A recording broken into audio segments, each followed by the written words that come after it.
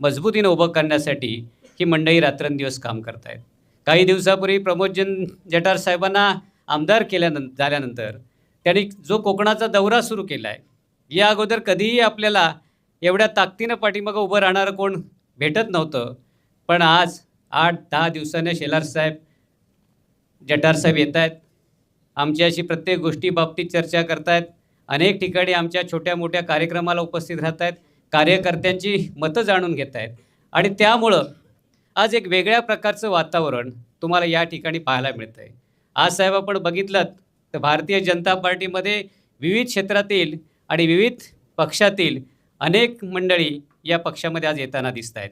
साहेब, आपल्याला या अगोदरचाही कोकणातला आणि विशेष करून रत्नागिरी जिल्ह्यातला इतिहास माहीत आहे.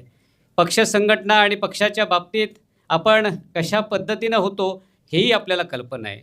पण साहेब, हे चित्र आता बदलताना दिसतं आहे. आपण जर या स्थानिक स्वराज्य संस्थांच्या निवडणुकीचा जर विचार केला तर साहेब, यावेळेला आपण रत्नागिरी जिल्ह्यामध्ये 4 जिल्हा परिषद सदस्य आपले निवडून आणलेले आहेत.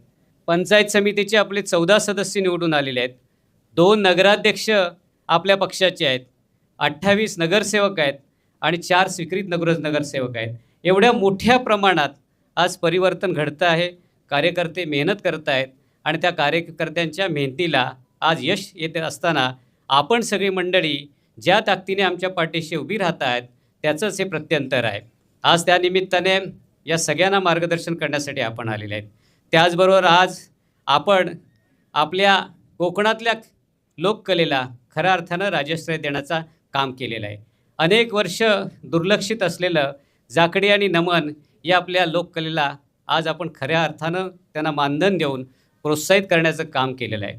साहेब, ही सगळी मंडळी कुठल्या ना कुठल्या माध्यमातून आम्हा सर्वांशी जोडलेली असतात.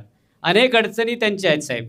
आज आपण या सगळ्या अडचणींचा विचार करता खऱ्या अर्थानं आपली ही ऐतिहासिक परंपरा जपण्यासाठी आपण खूप मोठं पाऊल उचललेलं आहे. कारण दिवसभर काबाड कष्ट करणारा हा आमचा कलाकार संध्याकाळी आजही या विपरीत परिस्थितीमध्ये आपला कला जोपासण्याचं जे काम करतोय, त्यामुळे साहेब, कोकणातली ही संस्कृती अबाधित आहे.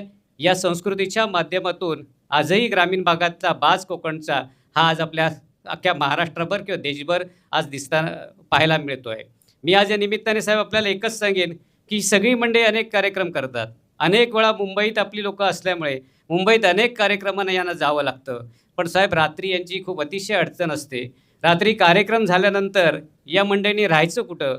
बाकी सगळ्या गोष्टी की ज्या गोष्टींमध्ये त्यांना ज्या गैरसोयी होत आहेत त्यातून साहेब, या सगळ्या मंडळींना मुंबईसारख्या ठिकाणी जर ही राहण्याची आणि व्यवस्था करणारी एखादी अत्यंत या लोककलेची इमारत जर उभी राहिली तर साहेब, लोककला भवन जर उभं झालं तर ही मंडळी मुंबईत नव्हे तर अख्ख्या महाराष्ट्रात आणि भारतभर आपली कोकणची कला घेऊन जातील. कारण मुंबई हा प्रांत असा आहे की जिथं जी कला पोचली आणि जर वाढली तर जगाच्या कानाकोपऱ्यात आमचा कोकणचा माणूससुद्धा या कलेच्या माध्यमातून यशस्वी होताना दिसेल.